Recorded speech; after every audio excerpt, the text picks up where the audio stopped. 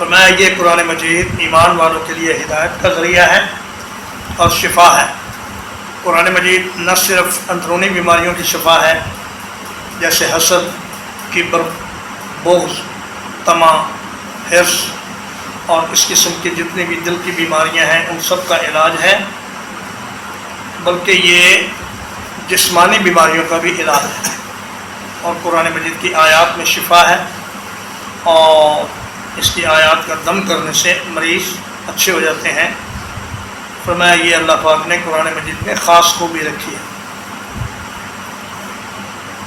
والذین لا یؤمنون، اور جو ایمان نہیں لاتے ان کے کانوں میں بوجھ ہے۔ وہ خود کہتے تھے کہ قلوبنا فی اکنۃ مما تدعونا الیہ